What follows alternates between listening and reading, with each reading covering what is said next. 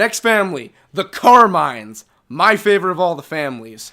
Now, the Carmines are a very awkward story because we don't have an actual dedicated family tree anywhere. Like, for instance, when I mentioned the Strouds, when I mentioned the Santiagos, the Phoenixes, there's an actual family tree that says who's related to who, aside from Rosa, but we know she's the aunt of someone. There are family members in this tree. We do not know who they're related to or where they came from. We don't. Starting off, Fredo. Fredo Carmine is the cousin of the four brothers that we know of, the main four that we follow around.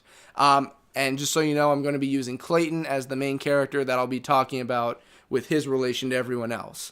So, Fredo Carmine was around during Halvo Bay. He was a reporter, and pretty much he was around during the events. I don't believe it was stated if he lived or died, but he was there. He is the cousin. We do not know who the parents are or how many siblings the parents of the four Carmine brothers are, but we do know he is a cousin to them, a direct cousin. He's not like a very distant one at all. So, Fredo Carmine, not much to say. Very briefly mentioned in Judgment. Next up, we have William Carmine, introduced in the Rise of Rom comic series. We also don't know where he falls in relation to everyone, but we do know he is an older gentleman. He's possibly the grandfather, or I would even say the father of one of the gear, could possibly even be Fredo's father, we don't know. But he is older, he is an experienced gear. He made it, I believe, a few days, a week to a day before his retirement, before he died, because Rom just sliced his head off, if I remember correctly. So, William Carmine, a really, really late-on addition to the comics that we learned about. So, the W. Carmine introduced, Fredo the F. If you haven't noticed, they go by naming a letter scheme, so those are the first two. Gary Carmine. Again, we do not know where he falls in relation to the main four brothers. We know that he is younger. We know that he couldn't have been around during E-Day, the Locust stuff. Definitely not around the Pendulum Wars. So Gary is possibly the son of either, let's say, Fredo, the son of maybe a side of the tree we don't know. Could be the son of Clayton, could be the son of D. We do not know where he falls.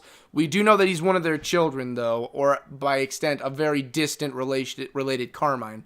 But we do not know exactly where Gary falls. Gary right now, as far as we know, alive or dead, it's been debated. But since there is a zombie skin from him in multiplayer, and this is the one of the only times I ever use multiplayer for, like, if I decide what's canon or not. He has a zombie skin. Anthony and Ben have zombie skins, and they are dead. I'm going to assume Gary is dead then. I hope he's alive, but I'll assume Gary is dead. I'm going to cluster these next three together because we know about them, we know where they fall, how they're related. Anthony, Benjamin, and Clay. We know all three of them are brothers. We know for a fact that one of them made it to the end of 3. That was Clay. Anthony and Ben unfortunately died. Anthony from a shot to the head from a sniper, and Ben, a very messy death. So Ben unfortunately got the short end of all that, but he did let us know how many brothers there are. There are 4. We know about 2 of them, and then Clayton, that makes 3. That leaves D. Carmine, because we don't know his name, but A, B, C, D. So D. Carmine, we do not know his situation, but we do know that he did survive up until the beginning of 2. After that, we do not know where he falls. But it is mentioned that by Ben, oh, there are 4 of us, well, 3 of us now. So we know that D is possibly still alive. We don't know his current situation, and it's a very complex situation if we know what'll ever happen to D. So Clay and D, one is alive, well, possibly. We don't know what 25 years later is, but one made it to the end of 3, one we know made it to the beginning of 2, and that'll pretty much do it. Aside from one more thing for the Carmines, it's an Easter egg in Judgment, so I don't know how much it is true or not. The Carmine Life Insurance Group.